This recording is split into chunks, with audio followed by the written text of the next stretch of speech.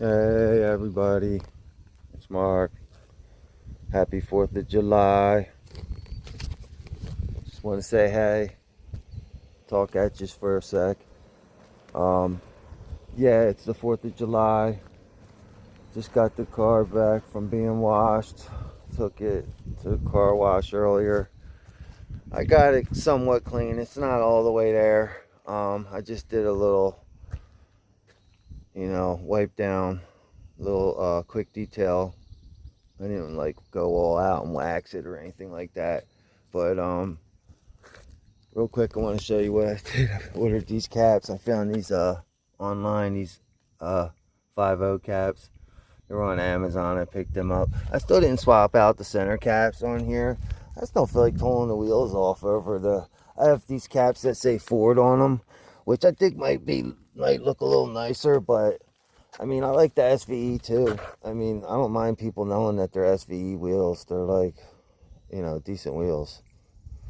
But so yeah, I had the car tuned. I tuned it. I flashed the 93 Lund tuned on it that I got from them. And dude, I've had it on there now for about 2 weeks. I've taken the car out about 5 times. This is probably like the 5th time I drove it. It's pretty wild, man. It's wild how it makes power. It's kind of hard to explain. Like, the only thing I can liken it to is that the older Honda VTEC from those K-Series motors. The way those guys used to like tune them and put those big air intake plenums on them, and the way they would like when that VTEC would kick in, you thought like somebody just hit like turbo or hit it with a 50 shot. The way it would just kick in and just slam you back in the seat.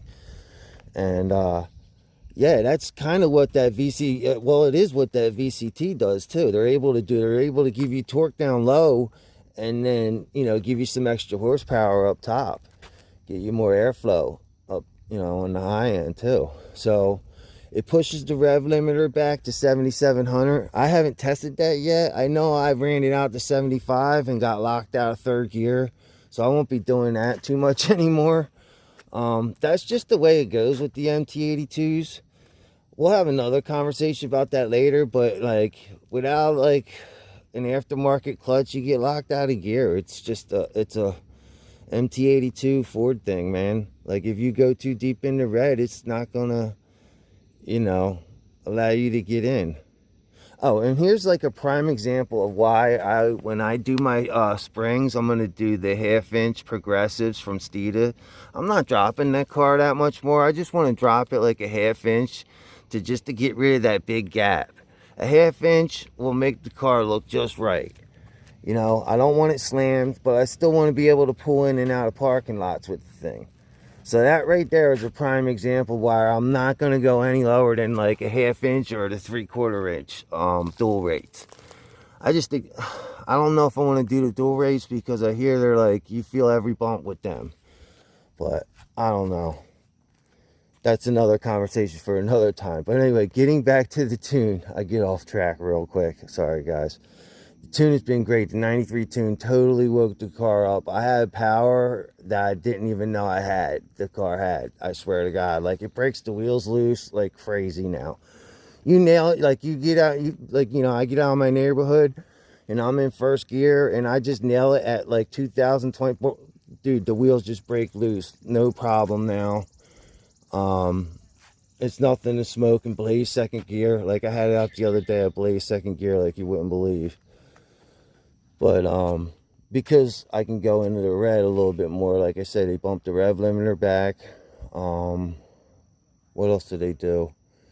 You get no lift shift. I still haven't tried that. It just don't feel natural to me. Yeah, it just don't feel normal. Doing the no lift shift, pulling your foot up, and then like keeping one foot mashed and not hitting. You know what I mean? Letting off when you hit the clutch. I mean, I don't know. I'm going to try it one of these days, but I'm used to shifting a certain way. I'm used to clutch kicking, and this tune's got this car feeling wild, though, man. It's just, it does, man. Like, it's amazing. Like, I have way more torque down low, and I'm not going to sit here and act like I gained like, 50 horsepower or something crazy like that up top. But it definitely, like, I can feel the difference from stock to, to the tune. Definitely. All the way across the board. It just feels way torquier across that, like, power band.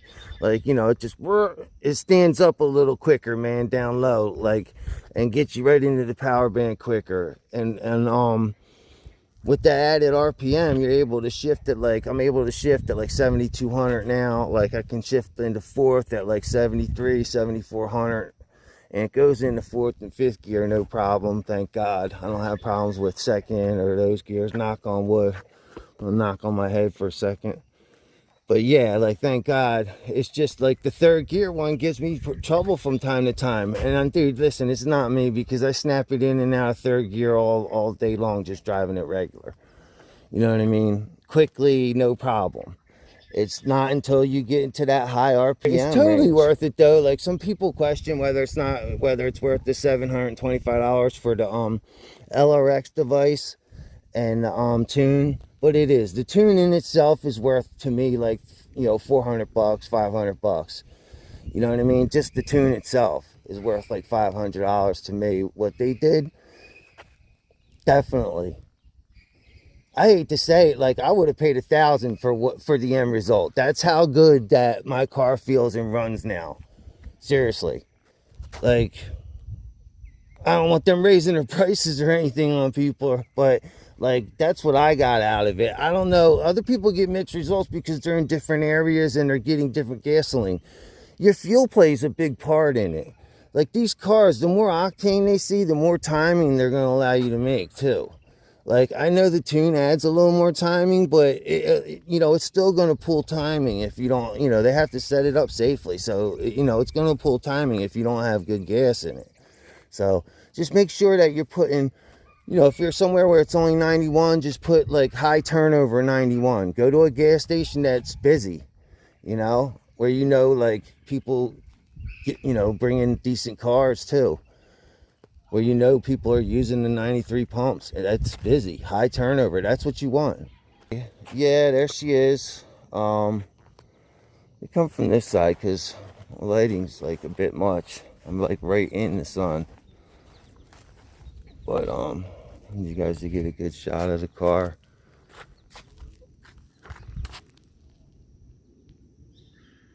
Yeah, I don't want to go any lower because I like being, like I said, I like being able to do stuff like that, like ride over curbs a little bit, park my car tight.